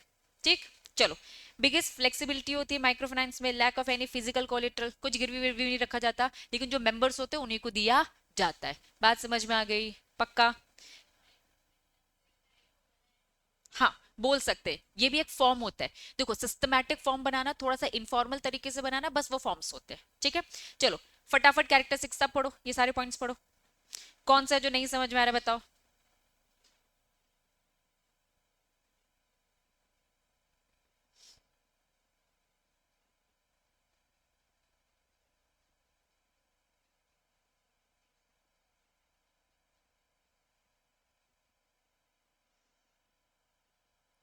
छोटी छोटी बातें, 6 वाला पॉइंट। चलो, पहला क्या बोलता है? छोटा अमाउंट होता है, रिपेमेंट का ड्यूरेशन भी 24 मंथ्स हमने पढ़ा था मैक्सिमम, है ना? इंटरनल एक्सटर्नल हर तरीके से आपको फैसिलिटी दे रहा है, कोलेट्रल रखने की जरूरत नहीं है, लोन में फ्लेक्सिबिलिटी होती है। क्या बोल रहे थे? मोस्टली ग्रुप लोन्स, क्या लिखा है? Trickling down to the individuals. किसको सपोर्ट किया जा रहा है एक तरीके से बताओ? इंडिविजुअल्स को। ये मोस्टली ग्रुप लोन्स होते हैं। सेल्फ हेल्प ग्रुप क्या है? सबने इकट्ठा करके पैसा रखा और किसी एक मेंबर को दे दिया। ठीक है, चलो, इसका ट्रांजैक्शन कॉस्ट बैंकों की तरह इतना हैवी हैवी नहीं होता है, लो होता है। छोटी फॉर्मेलिटीज ड्यू टू ग्रुप, आपस में ग्रुप बनाकर लोन दे रहे हो तो फॉर्मेलिटीज उतनी नहीं होती जैसे बीसी में नहीं होती। ठीक, इनकॉर्पोरेशन अब मैं नहीं पढ़ाऊंगी इनकॉर्पोरेशन। ठीक है, प्रोसेस है, प्रॉपर रीड करो, खत्म, पढ़ लोगे। नेक्स्ट क्या लिखा है? निधि कंपनी कहाँ पढ़ा था जरा बताओ? सीआईसीटी में, ठीक है, यहाँ भी तो पढ़ा कितनी बार, यहीं सिविल में तो पढ़ा था। सेकंड चैप्टर निधि पूरी डिटेल में पढ़ा, फर्स्ट में भी पढ़ा, तो हर जगह निधि कंपनी, जैसे सेक्शन 8 कंपनी निधि, ये सब बीच बीच में दे, लेकिन निधि कंपनी का भी काम क्या है बताओ? पब्लिक कंपनी होती है, सेल्फ हेल्प ग्रुप टाइप का फॉर्मल वे है ये थोड़ा सा ज्यादा फॉर्मल, ज्यादा बड़ा वे है, ब्रॉडर टर्म है, ठीक है। तो निधि कंपनी क्योंकि इतने चैप्टर्स में रिपीट हो चुका है, क्या पढ़ाने की जरूरत है, पढ़ लोगे पक्का। कंपनीज एक्ट की बातें करेंगी पूरी, characteristics of Nidhi, general restriction क्या है निधि के, बेनिफिट्स क्या है, निधि का इनकॉर्पोरेशन मतलब कंपनी का इनकॉर्पोरेशन, खत्म, ठीक है। चलो, अब यहां से स्टार्ट होता है क्या, पेमेंट बैंक। ब्रेक देके पढ़ाऊं, चलो ब्रेक ले लो। अगर मैं तुम्हें पेटीएम का नाम बताऊं तो क्या पेटीएम को जानते हो, ठीक है। ये पेटीएम आपको क्या क्या सर्विस देता है, पेटीएम बैंक की बात करो, ठीक है। क्या सर्विसेज देता है, मनी ट्रांसफर करने देता है, और पेटीएम वॉलेट में पैसे रखे रहते हैं आपके, ठीक है। आप एक दिन में ऑनलाइन कितने पैसे ट्रांसफर कर सकते हो, 1 लाख लिमिट होती है। वो कभी कभार बिल्कुल स्ट्रेंजर आ जाते हैं तो वो 2,000 में ऐसा कर देते हैं, लेकिन अदरवाइज आपकी लिमिट कितनी है, 1 लाख तक के ट्रांजेक्शन आप कर सकते हो। तो एक्चुअल में पेमेंट बैंक्स उन्हीं सारे बैंक्स की बात कर रहा है, ये एक न्यू पेमेंट बैंक, एक न्यू मॉडल बैंक एक्चुअली ने आरबीआई ने स्टार्ट किया, ठीक है। जिससे सच बताऊं तो ये स्मॉल बिजनेसमैन को ही प्रमोट कर रहे हैं, एक दिन में 1-1 लाख, क्योंकि भाई बड़े बिजनेसेस की अगर हम बात करें तो क्या 1 लाख उनके लिए कुछ नहीं है, वो तो करोड़ों में बात करते हैं, ठीक है। तो स्मॉल बिजनेसेस को पेमेंट बैंक के थ्रू एक्चुअल में बहुत सारी चीजें इजीली हो पा रही है। आपको छोटे मोटे काम के लिए आप बैंक के पास जाने की जरूरत नहीं है, ये पेमेंट बैंक आपको ऑनलाइन ये सारी सर्विसेज देते हैं। These bank can be accepted, ठीक है, रिस्ट्रिक्टेड डिपॉजिट, इनके पास रिस्ट्रिक्टेड डिपॉजिट, देखो समझना, ये बैंक तो है नहीं, ठीक है। सबसे पहले तो बैंक है, बैंक के नीचे कौन आता है, एनबीएफसी, और छोटे हैं, ये और छोटा वर्जन है, पेमेंट बैंक है। मतलब कि ये लोन वोन नहीं दे सकते, ये बस आपके आप ही के पैसे को क्या कर रहे हैं, ऑनलाइन फॉर्म में आपके मोबाइल में है, ठीक है। आप एक जगह से दूसरे जगह इस पैसे को ट्रांसफर कर पा रहे हो, तो ये भी आरबीआई के पास अपने आप को रजिस्टर करते हो। तो बैंक सबसे वाइडर कंसेप्ट है, सबसे ज्यादा काम, सबसे ज्यादा फैसिलिटी, सब कुछ आपका बैंक, उसके नीचे एनबीएफसी आता है, पेमेंट बैंक्स और नीचे आते हैं। क्या ये बात समझ में आ रही है, चलो। करेंटली लिमिट की अगर हम बात करें तो 1-1 लाख आप ट्रांसफर कर सकते हो पर कस्टमर की बात हो रही है, may be increase further, further increase करेंगे तो देखना 2 लाख ये सब भी किया जा सकता है उनके द्वारा। They can pay interest on these deposit just like saving bank account, जैसा ही दिखता है आपको, आपका जो सेविंग बैंक अकाउंट है उसी से कनेक्ट हो जाता है, उसी का पैसा वॉलेट की तरह रखते हैं। फॉर एग्जाम्पल बहुत सारे बच्चे जैसे हमें फीस पे करते तो पेटीएम वॉलेट के थ्रू करते कि उसमें पैसा रखा है उससे ट्रांसफर कर देते, वो भी हमारे पेटीएम वॉलेट से ही आता है, आप चाहो तो उसे वहां से निकाल भी सकते हो, ठीक। चलो, बोथ द करंट अकाउंट और saving account can be operate, ये जो बैंक्स है ये आपका करंट और सेविंग दोनों को ऑपरेट करते हैं, मतलब बिजनेस के लिए करंट अकाउंट यूज होता है, तो छोटे स्मॉल बिजनेसेस को ये प्रमोट करता है, ठीक है। Payment bank can issue services like क्या हो गया, ATM card, debit card, net banking, third party transfer, mobile banking, ये सारी फैसिलिटीज दे रहे हैं वो आपको, ठीक है। अब देखो एटीएम का कल्चर तो अब धीरे धीरे खत्म हो गया, मोबाइल बैंकिंग ये सारी फैसिलिटीज आज की डेट में बहुत ज्यादा हो गया, तो इन्होंने कहा नेट बैंकिंग, मोबाइल बैंकिंग, ये फैसिलिटीज बहुत ज्यादा, ऑफर रेमिटेंस सर्विसेज, सेंड करने की services, these bank can not grant loan, ये आपको क्या नहीं कर सकते, क्रेडिट कार्ड, लोन, ये सारी चीजें नहीं देते। क्रेडिट कार्ड ये सारी फैसिलिटी फिर भी कौन देगा, एनबीएफसी देगा, लोन वगैरह भी कौन देता है, एनबीएफसी, और बैंक्स देते हैं, ये उनसे भी और छोटा वर्जन है, ये बस आप ही के पैसे को संभाल कर रख रहा है, आपको जहां देना है वहां आपकी हेल्प कर रहा है फटाफट क्विकली ट्रांसफर करने में, डन।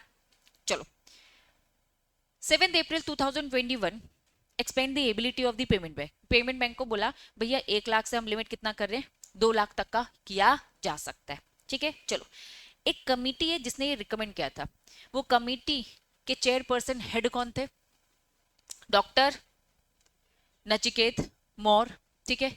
अब इन्होंने रिकमेंड किया तो इसलिए इनका नाम दे रखा है कि उन्हीं की बदौलत ये सारी चीजें पेमेंट बैंक्स आज आपको दिख रहे हैं, जो केटर करता है, किसे केटर करता है, लोअर इनकम ग्रुप को, छोटे स्मॉल बिजनेसेस को, स्मॉल बिजनेसेस।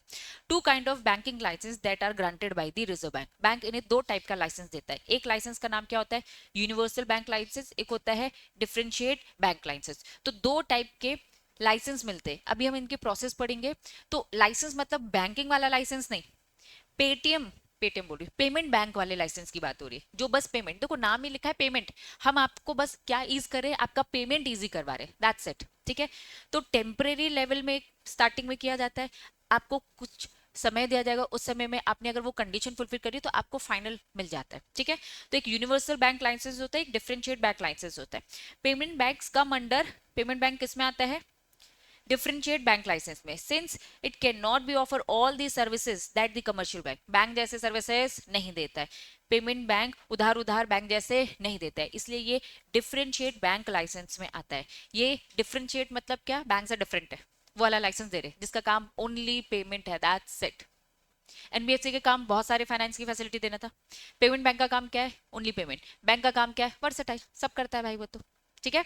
चलो अब जनरल जनरल बातें आओ, क्या बताया, रेगुलेशन कौन बैठा है इसके लिए भाई, आरबीआई। आरबीआई ने प्रॉपर क्या दे रखी है, गाइडलाइन, ठीक है। कब कब क्या क्या गाइडलाइन देते हैं, देखो पहली guideline licence for payment of the bank, नवंबर की बात हो रही है।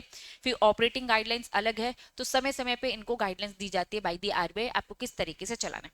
सीधे नीचे आओ, यहाँ पे इन्होंने बोला कुछ पेमेंट बैंक की लिस्ट है, जरा मुझे बताओ इसमें से कौन से पेमेंट बैंक को आप जानते हो।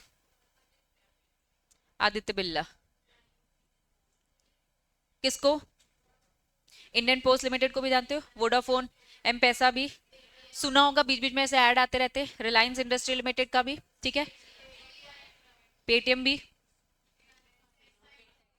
सन फार्मा, और गुड, ये सारे सुने, all these are payment bank. समझना, आरबीआई ने इन प्रिंसिपल 11 एंटिटीज, ये 11 एंटिटीज है जिनको क्या दिया, लाइसेंस दिया, कितने समय के लिए, 18 महीने के लिए।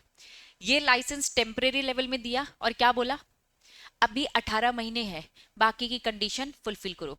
With in these period in entities को बोला भैया कैपिटल फंड आपका कितना हो जाना चाहिए, 100 करोड़, 18 महीने का समय दिया, और जिसने ये फॉर्मेलिटी फुलफिल कर ली उसको प्रॉपर लाइसेंस दे दिया। In principle licence was valid 18 months, ये टेम्परेरी लाइसेंस है जो बस 18 महीने के लिए वैलिड था। जिसने ये रिक्वायरमेंट फुलफिल करी, ठीक है, उन सबको परमानेंट वाला लाइसेंस मिल गया। Not allowed to engage banking activity, आपको बैंकिंग एक्टिविटी इन सब में नहीं करना है। RBI will grant the full licence as per 22 of the Banking Regulation Act, कौन सा वाला, डिफरेंशियल वाला, डिफरेंशियल लाइसेंस आपको मिलता है अगर ये कंडीशन फुलफिल करते हो। ये एक एग्जाम्पल है कंडीशन का, इन्होंने कहा बाकी कंडीशन से है ना, वो एक एग्जाम्पल था कि 100 करोड़ करना है, तो ये 18 महीने का समय आपको ये सारी कंडीशन फुलफिल करने के लिए दे रखी थी। आओ कंडीशन, पहला टू बी रजिस्टर्ड, आप एक कौन सी कंपनी होनी चाहिए, public company. Payment bank can not be, आपको सब्सिडीज नहीं बनाना, खुद छोटी कंपनीज के लिए हम प्रमोट करें तुम्हें सब्सिडीज नहीं बनाना। फर्स्ट 5 ईयर्स प्रमोटर का स्टेक कितना होना चाहिए, प्रमोटर तुम्हारा खुद का पैसा 40% होना चाहिए, ठीक है। Next, foreign share holding allowed in these banks as per the FDI norms. Voting power कभी भी 10% से ज्यादा नहीं, अगर आपको याद हो हमने बैंक्स के लिए भी यही पढ़ा था, है ना, ज्यादा नहीं होगा, लेकिन आरबीआई चाहे तो ये रेस कर सकता है, कितना, 26%। एक शोल्डर के पास 10% ज्यादा नहीं, लेकिन आरबीआई चाहे तो इसे कितना कर सकता है, 26। एनी एक्विजिशन मोर देन, जिस दिन आप 5% से ज्यादा करोगे, करने को 10% कर सकते हैं, लेकिन जिस दिन आपकी 5% ज्यादा, बस आरबीआई से अप्रूवल लेते जाना, अप्रूवल मिलेगी 10 तक कर सकते हो, लेकिन आगे चलकर आरबीआई चाहे तो इसे क्या कर सकता है, 26 भी बढ़ा सकता है।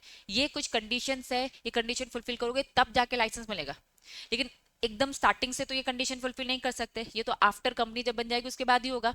तो 18 महीने का टेम्परेरी आपको एक लाइसेंस मिलेगा, ये फाइनल तब होगा जब ये सारी कंडीशंस कर लोगे फुलफिल, डन। चलो next, majority of the banks board of director independent director होने चाहिए as per RBI guideline. Independent director समझते हो, ठीक है। Bank should be fully network from the beginning, initially deposit will be capped, initially इनका पर customer का deposit कितना होना चाहिए, 1 लाख, कम से कम आपको 1 लाख, ठीक है, बट लेटर आप चाहो तो इसे बढ़ा सकते हो। पेमेंट बैंक को उधार उधार देने का काम नहीं करना, बस क्या कर सकते हो, यूटिलिटी बिल्स, मतलब कौन से, जरूरत वाले छोटे मोटे जो बिल्स होंगे उनकी पेमेंट कर सकते हैं, लेकिन लोन नहीं दे सकते, done. Quarter of its branches should be, क्या लिखा है, रूरल एरियाज में भी आपकी ब्रांचेस होनी चाहिए, कितनी क्या है इतनी डिटेलिंग नहीं लिखी, ठीक है। चलो क्वार्टर मतलब क्या होता है, 25% बोल दूंगी, फोर्थ पार्ट अगर है तो उस फोर्थ पार्ट को 25%, तो थोड़ा सा उन्होंने घुमा फिरा के लिखा है। 25% ऑफ इस ब्रांचेस शुड बी, मतलब अगर आपके ऑल ओवर इंडिया में जितना भी है उसमें से 25% ब्रांच कहाँ होनी चाहिए, रूरल एरिया, ठीक है। अनबैक्ड रूरल एरिया मतलब कि गांव में भी होना चाहिए, क्योंकि हमें स्मॉल बिजनेस को प्रमोट करना हो, ये गांव में सबसे ज्यादा दिखेंगे तुम्हें, डन। चलो एग्जाम्पल है जिनको फाइनल लाइसेंस मिल गया, 11 लिस्ट थी, इसमें से payment bank operate in India, ये है जो ऑपरेट कर रहे हैं, जियो पेमेंट्स भी है, ठीक है। पेमेंट बैंक प्रमोट, ये operate in India, promoted by, कौन प्रमोट कर रहा है, PPI, existing non bank prepaid payment instrument, individual professionals. ये कौन प्रमोट करे, ये सारे लोग प्रमोट करे, मतलब इनके लिए काम किया जाता है। एनबीएफसी कौन कौन, सिंपल भाषा में बोलूं तो कौन कौन पेमेंट बैंक खोल सकता है, कौन कौन पेमेंट बैंक खोल सकता है, existing non bank prepaid payment instrument खोल सकते हैं, कोई भी इंडिविजुअल पेमेंट बैंक खोल सकता है, प्रोफेशनल्स चाहे तो खोल सकते हैं, NBFC, corporate business correspondence, mobile telephone companies जैसे कि जियो ने खोला, ये दिख ही रहा है आपको, जियो पेमेंट, ठीक है। सुपरमार्केट चेन वाले लोग खोल सकते हैं। कौन कौन ये पेमेंट बैंक्स ओपन कर सकते हैं, ये बिजनेस स्टार्ट कर सकते हैं, उनकी लिस्ट है, companies, real sector, cooperative, public sector entities. Concept clear, payment bank समझ में आ रही है, पक्का।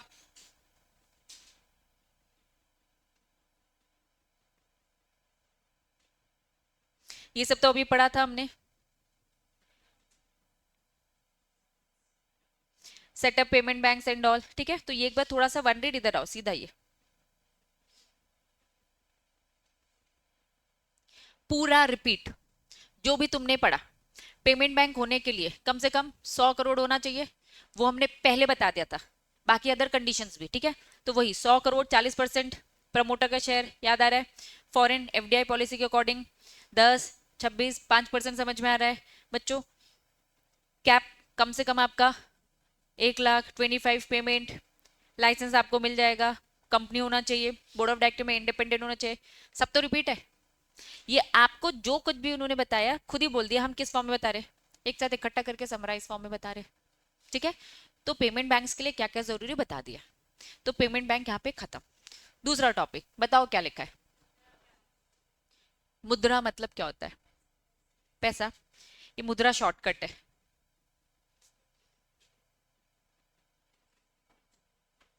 फुल फॉर्म याद करना पड़ेगा तुम लोगों को, क्या है, micro units development refinance agency bank.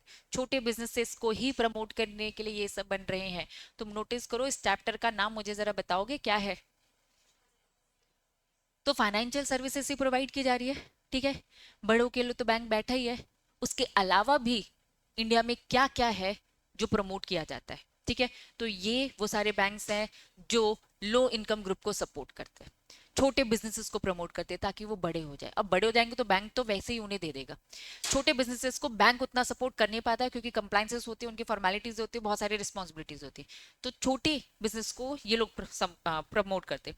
एक public sector financial institution in India provide loan at the lower rate, किसको, माइक्रो फाइनेंस इंस्टीट्यूशन को। Non banking financial institution which provide credit, किसको क्रेडिट देते हैं, एमएसएमई। कौन होता है ये MSME, micro small medium enterprises.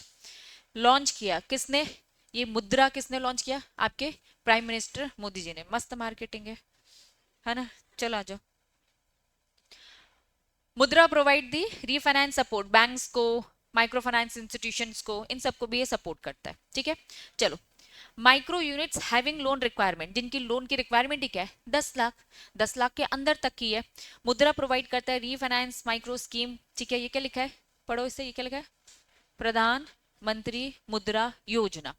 ये सारी स्कीम्स है, इन स्कीम के तहत रीफाइनेंसिंग की फैसिलिटी। कुल मिलाकर ये तुम्हें समझ, देखो मेन ऑब्जेक्ट समझ में आ गया, छोटे बिजनेस को प्रमोट किया जा रहा है जिनकी ज्यादा लोन की रिक्वायरमेंट नहीं है, 10-10 लाख तक की है, ठीक है।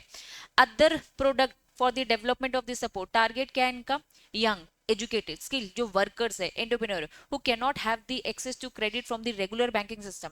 जो बैंक के पास जाएंगे, बैंक के पास कुछ गिरवी रखना होता है, उनकी फॉर्मेलिटी, उनके कंप्लाइंसेस में फंस सकता है, तो छोटे बिजनेसमैन को अगर पैसे चाहिए तो वो यहाँ भी जा सकता है। It will provide services to small entrepreneur outside the service area of the regular bank, ठीक है। Using the last mile agent about, कितना दे दिया, कितने आइडेंटिफाई हुए, 5.77 करोड़, या फिर इसको मिलियन में। Small business shall have identified target client and SSO के सर्वे के अकॉर्डिंग 2013 में ये डेटा निकाला गया कि इतने छोटे बिजनेसेस है, मतलब इन छोटे बिजनेसेस को बैंक से तो इतना सपोर्ट मिल नहीं पा रहा है, तो इनको सपोर्ट देने के लिए ये स्कीम निकाली गई। समझ में आया, पक्का। Only 4% of these businesses get the finance, regular bank से लोन कितने लोगों को मिल पाता है, 4% लोगों को। तो इन सब आपकी हेल्प करने के लिए ये मुद्रा बैंक सिस्टम निकाला गया। समझ में आ रहा है? पक्का? आओ जरा पढ़ो। एग्जाम्पल दे के बता रहे हैं आपको, जैसे कि क्लाइंट है, क्लाइंट को उन्होंने 3 कैटेगरीज में डिवाइड किया, मैक्सिमम अलाउड लोन, ठीक है। जैसे ये टर्म जरा पढ़ो, क्या लिखा है? शिशु मतलब क्या? बच्चा, छोटा। फिर क्या लिखा है? किशोर, यंग। फिर क्या है? एडल्ट, है ना। हिंदी वर्ड, जैसे प्रधानमंत्री, तुम देखोगे प्राइम मिनिस्टर कोई भी वर्ड्स को ना अब थोड़ा सा हटाया जा रहा है, उसको थोड़ा हिंदी वर्जन लेके आ रहा है। जैसे तुम्हारा अभी जिगल में तुम्हारा क्या चेंज हुआ? भारतीय, भारतीय डाल दिया, तो थोड़ा हिंदी को प्रमोट किया जा रहा है, ठीक है। तो ये क्या है? चाइल्ड हो गया, देन यंग हो गया, एडल्ट हो गया, ये सारे टर्म्स है। चलो, लोन आपका कितने तक का है? 50,000, तो ये क्या है? शिशु है, छोटा लोन है। 5 लाख का, देन 10 लाख तक का, ठीक है। 10 lakh. Eligible borrow from the Mudra bank are small manufacturing, shopkeeper, fruit vegetable vendors, जो भी आर्टिस्ट है, इन सारे लोगों की बात हो रही है। डन। तो मुद्रा बैंक समझ में आया? किन के लिए? इन सब लोगों के लिए। क्या लिखा है? आओ, क्या है ये सब? मुद्रा बैंक ये सब ऑफर कर रहा है क्या? टेक्नोलॉजी अनेबल्स, अनेबल मतलब कि आ, आपको फैसिलिटी दे रहा है, टेक्नोलॉजीज में आप, है ना, एनहेंस कर पाओगे। रीफाइनेंस की फैसिलिटी दे रहा है माइक्रो यूनिट्स को, क्रेडिट गारंटी दे रहा है, डेवलपमेंट प्रमोशन सपोर्ट दे रहा है। ये फिर से रिपीट दे दिया उन्होंने कि भैया रीफाइनेंस से मतलब हमारा क्या है? Sectoral development, financial literacy, institutional development दे रहा है। कुल मिलाकर ये डेटा निकाला गया है मुद्रा ऑर्गेनाइजेशन से कि ये फायदे, ये आपको ऑफर की जाती हैं चीजें। समझ में आ रहे हैं कंसेप्ट? बताओ बच्चों, किसके लिए प्रोसीजर? क्या ज्यादा फॉर्मेलिटीज होंगी? कम फॉर्मेलिटीज में आपका सारा काम बन जाएगा, ठीक है। अब फॉर्मेलिटीज क्या है? एप्लीकेशन दो, सपोर्टिंग डॉक्यूमेंट दो। क्या दोगे भैया? आइडेंटिटी प्रूफ दे देना, रेसिडेंस का दे देना, फोटोग्राफ दे देना, मशीन्स जो भी आप, है ना, आपको परचेज करना है उस पैसे से, प्लीज बताओ। Name of the supplier, dealer, जो भी मशीनरी प्राइस जो भी है, proof of the identity, address of the business enterprise, proof कि किस कैटेगरी से बिलोंग करते हो, कैटेगरी वाइज भी बहुत छूट मिलती है। तो ये आपको कुछ नहीं, प्रोसेस बताया लोन लेने का। डन। चलो, प्रोसेस एक बार पढ़ोगे बच्चों, ठीक है। प्लीज उनको बता देना, वैरायटी ऑफ पर्पस होते हैं लोन लेने के, तो ये जो वर्किंग कैपिटल के लिए चाहिए, ट्रांसपोर्ट व्हीकल के लिए चाहिए, ये सब आपका एग्जाम्पल दे दे के बता रहे हैं इन एक्टिविटीज के लिए। तो transport vehicle, commercial, social, personal service activity के लिए लोन ले रहे हो, फूड प्रोडक्ट के लिए, टेक्सटाइल प्रोडक्ट, बिजनेस है, एंटरप्रेन्योर है, किसी भी चीज का बिजनेस कर सकते हो, तो पूरी प्रोसेस एग्जाम्पल के साथ बताइए। डन। एक बार वन रीड करना, मुद्रा बैंक कैसे इनको सपोर्ट करते हैं। चलो, अब मुद्रा कार्ड बनाया है, कार्ड के फॉर्म में फैसिलिटी, डेबिट कार्ड की तरह जैसे एटीएम होता है वैसे। अब देखो ऑनलाइन जमाना आ चुका है, ठीक है। कार्ड फैसिलिटी रहकर भी आपको यूज नहीं कर रहा, एक्सपायर हो जा रही है चीजें, लेकिन हाँ, मुद्रा कार्ड की भी एक फैसिलिटी है, ठीक है। लोन अकाउंट बनेगा, working capital portion of the loan, the borrow can use the Mudra card in multiple drawals, हो गया, क्रेडिट हो गया। आपको जो लोन दे रहे, आपने बस कार्ड यूज कर पैसा निकालना है, दैट्स इट। कंसेप्ट क्लियर है बच्चों? एटीएम कार्ड की तरह ही होता है। टाइप ऑफ फंडिंग सपोर्ट, मुद्रा क्या क्या दे देती है फंडिंग सपोर्ट? क्या स्कीम है? माइक्रो क्रेडिट स्कीम, लोन कितने तक का? 1 लाख तक का। रीफाइनेंस दे देंगी बैंक्स, इन सब से जो भी आपने पैसा ले रखा है, इससे आपका लोन यहां से शिफ्ट हो जाएगा, रीफाइनेंस। किनको सपोर्ट कर रहे हैं? वुमेन एंटरप्राइजेस को। देन क्या लिखा है? लोन पोर्टफोलियो का सिक्योरिटाइजेशन, ठीक है। चलो, अब एक एक कर कर इन्होंने यहाँ पे समझाया, बोलो रीड कर लोगे? डन। नेक्स्ट और लास्ट टॉपिक,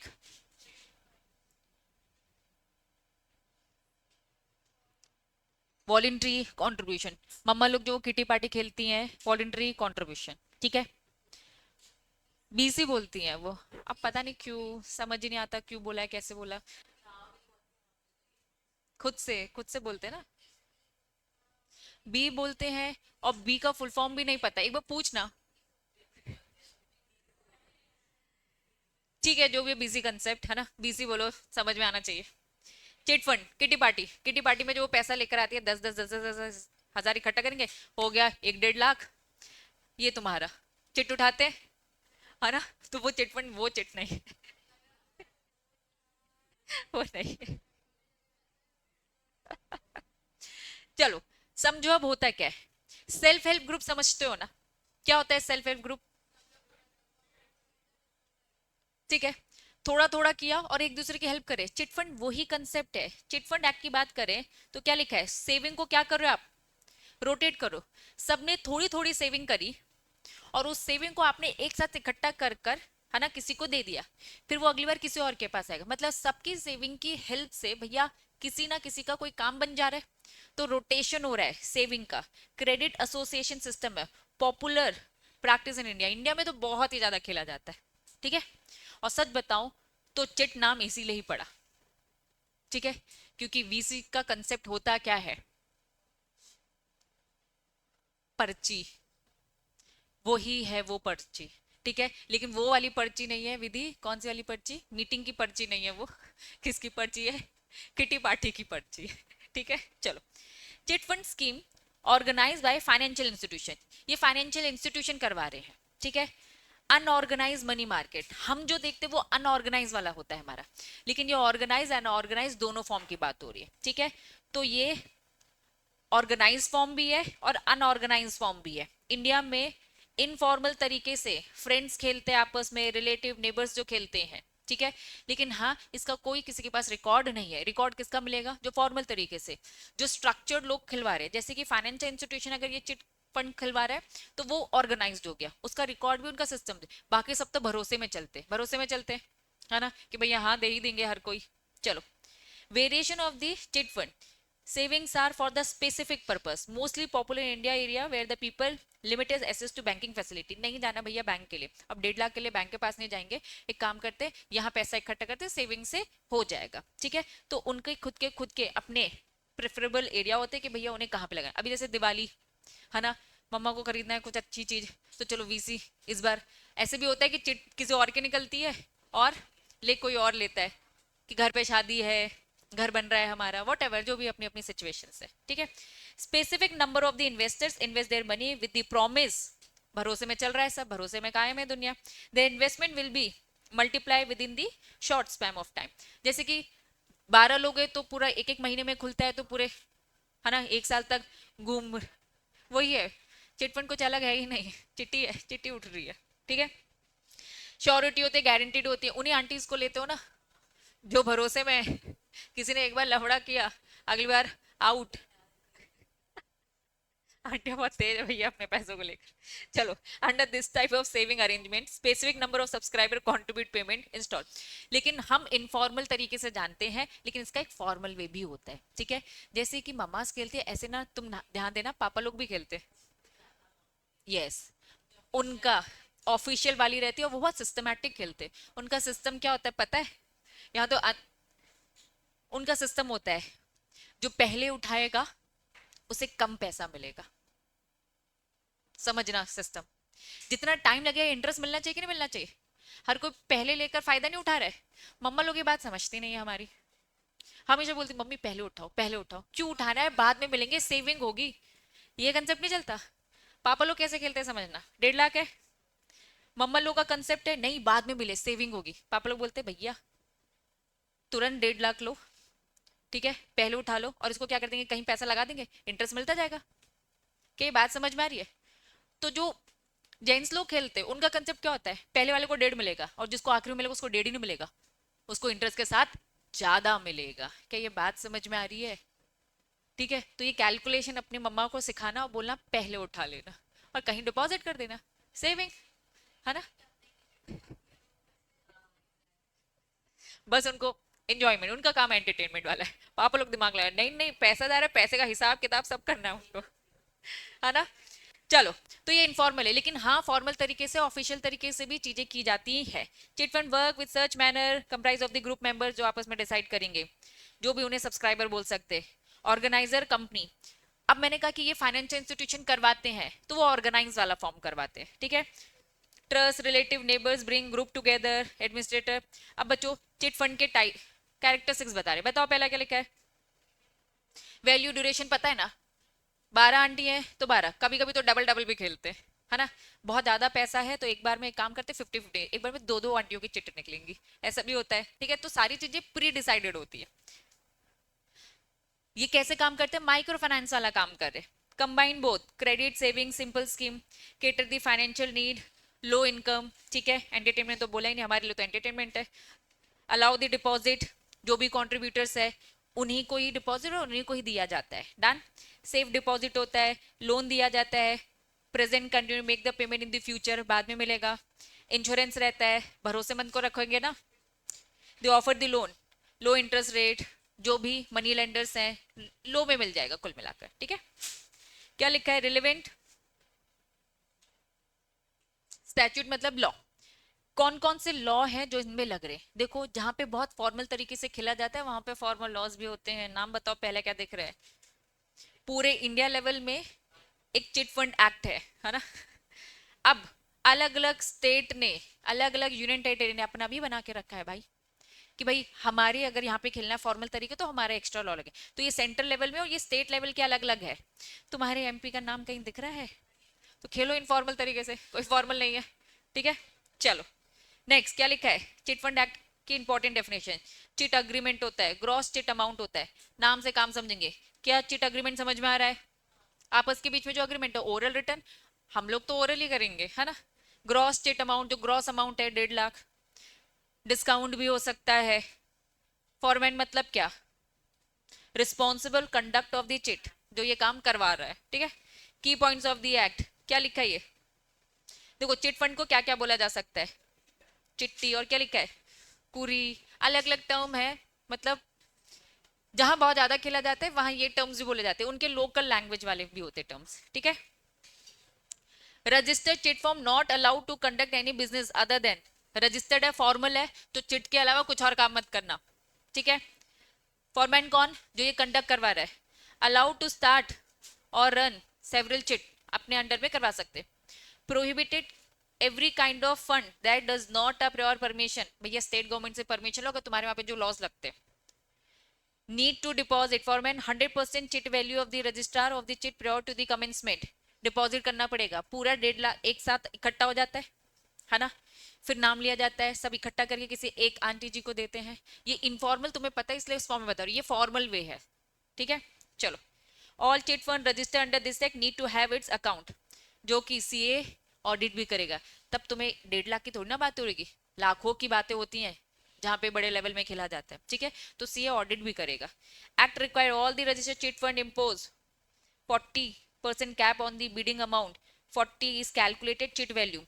एक्ट रिक्वायर, जो ये एक्ट है चिट फंड एक्ट है, वो क्या बोलता है, रजिस्टर्ड चिट फंड तुम्हें 40% ऑफ कैप जो भी आपका निकलेगा, प्लीज इसे तो डिपॉजिट करके रहो, कल को कोई किसी को चीटिंग ना हो जाए, उनके लिए पहले से प्रोविजन बना के चल रहे। टाइप्स ऑफ चिट फंड, पहला फॉर्मल तरीके से चलेगा, special, example Christmas gift fund, ऐसे अलग अलग से स्पेशल नाम से जो आपने खोला है ना। चलो, मतलब इसका स्पेशल पर्पस है, चिट फंड से पैसा क्या लिया जाएगा। नेक्स्ट क्या लिखा है, ऑनलाइन भी ये होते हैं, ठीक है। रजिस्टर्ड, फॉर्मल और रजिस्टर्ड, ऑर्गेनाइज, सॉरी, और क्या लिखा है, अनरजिस्टर्ड, मतलब क्या, जो हम खेल रहे हैं वो हमारा इनफॉर्मल वे है। रजिस्ट्रेशन करने की प्रोसेस कौन पढ़ेगा, आप पढ़ोगे पूरा यहां तक। रिस्ट्रिक्शन इम्पोज, आरबीआई ने चिट फंड बिजनेस में क्या रिस्ट्रिक्शंस डाली है, पहला पढ़ो नलाइको, चिट फंड बिजनेस वही करेगा जो रजिस्टर्ड कंपनी है, ऑर्गेनाइज वाला, लेकिन अनऑर्गेनाइज अलग है। रनिंग ऑफ चिट फंड में भी फैमिली पार्टनरशिप फर्म भी आर रिस्ट्रिक्टेड, रिस्ट्रिक्टेड लिखा है कि प्रोहिबिटेड, मतलब टर्म्स एंड कंडीशन, कंपनी तुम तो कर ही सकते हो, फैमिली पार्टनरशिप फर्म तुमको कुछ कंडीशन फुलफिल करनी है। चिट कंपनी मस्ट रजिस्टर्ड, कहाँ, register of chit company, every state, state की कुछ फॉर्मेलिटी, अगर उस स्टेट का लॉज बोलता है तो वहां आपको उस हिसाब से करना पड़ेगा। नेशनल लेवल में तो चिट फंड एक्ट चलता है, स्टेट लेवल में उनके अलग अलग स्टेट लॉज है। मैक्सिमम डिस्काउंट आप दोगे तो कितना दे सकते हो, bid was restricted 30% of total chit, however 2001 की बात हो रही है, ठीक है। एनहेंस उन्होंने 30 से 40% कर दिया, जैसे कि एग्जाम्पल 1 लाख में 40 तक की bidding. Details of each and every furnish RBI को बताते जाना। Mandate to keep 1 month chit amount of all the, महीने में एक एक बार जो निकलता है वही वाले कंसेप्ट। अब मुझे बताओ क्या चिट फंड आज क्लियर हो गया, ठीक है। बस वीसी का एक थोड़ा फॉर्मल वे है, ठीक, पक्का। 5 बजे तक बात हुई थी ना अपनी, तो चैप्टर खत्म यहाँ पर।